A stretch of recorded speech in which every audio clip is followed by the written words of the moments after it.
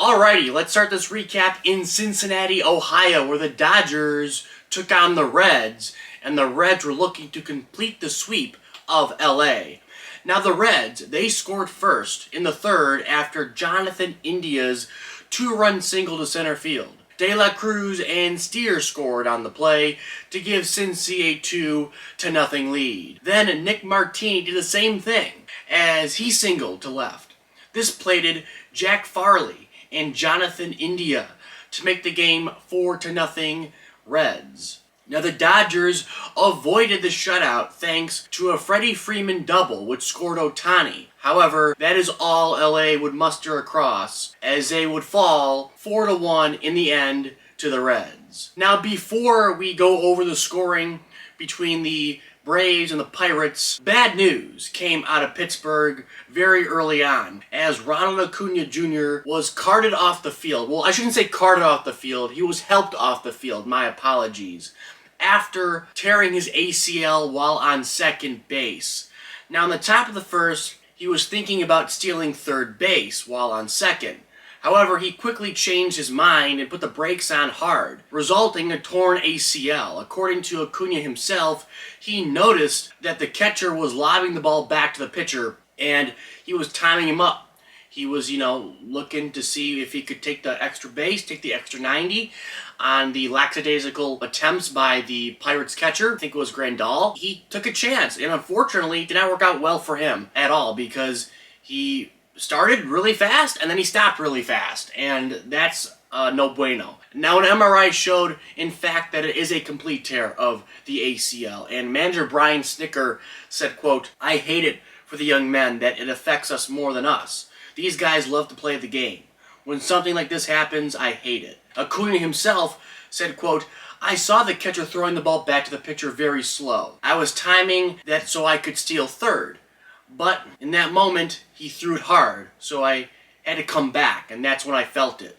So it just so happened that, the catcher obviously noticed what Acuña was trying to do and, called his bluff essentially and, threw it hard back to the pitcher, and that kind of threw off Acuña, thus resulting in him putting on the brakes hard and having the tear ACL. I mean, it's been a crazy couple of years for Acuña. He's been hurt a lot. Acuña's age 22 through 26 seasons. 2020, COVID season, so it was shortened. 2021, tore his ACL. 2022, limited time in MLB because of the ACL recovery. 2023, wins the MVP. And now 2024, he tears the ACL again. It's devastating. I mean, it really is.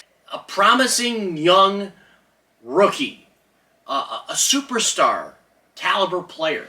And we've seen this before in professional sports where a guy like Acuña, whether it's in baseball, football, basketball, hockey, whatever, they come up, they're promising, but then they just are riddled with injuries throughout their young careers.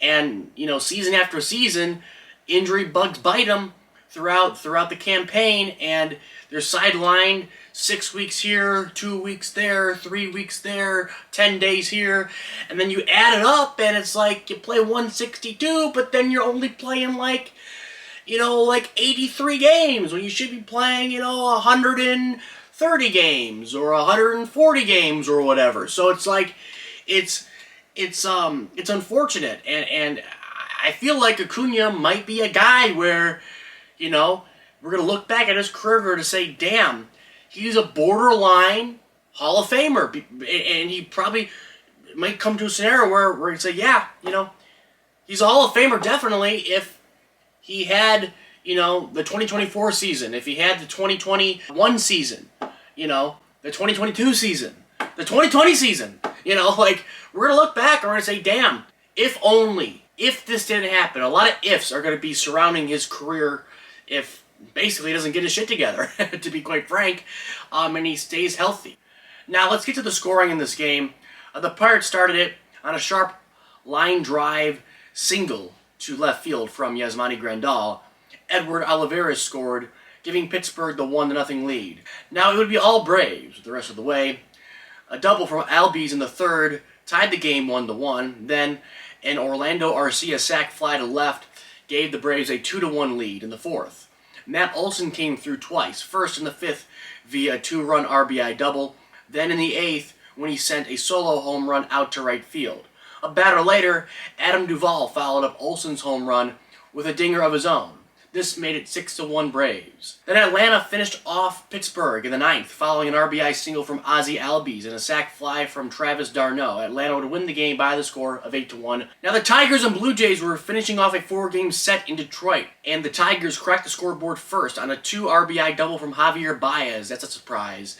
Then Andy Ibanez played another 2 runners after singling to left. Torkelson cracked a 405-foot home run to left field for his 4th long ball of the season, extending the Tigers' lead by 5 runs. Now the Blue Jays clawed their way back on a 2-run home run from Kevin Biggio and an RBI groundout from Justin Turner that played a Guerrero in the 4th and 5th innings. Now in the bottom of the 5th, the Tigers pulled away again on a Carson Kelly 3-run home run.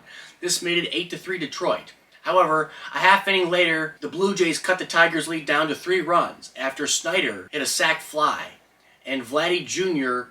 cranked an RBI single to center that plated Kevin Biggio. Now the Tigers responded in their half of the 6th, thanks to a Matt Vierling home run to left field. This gave Detroit a 4-run lead again. Now the Jays did not back down without a fight because their comeback started on this IKF home run in the 7th. Then the Jays would take the lead in the 8th after a Bo Bichette 2-run RBI single and a Dalton Varsho 3-run home run. The Blue Jays led 11-9 after 7.5. Now, to my surprise, the Tigers tied it in the 9th inning. I was watching this game and I almost shit my pants because Mark Canha had a 2-run single that scored Vierling and Keith.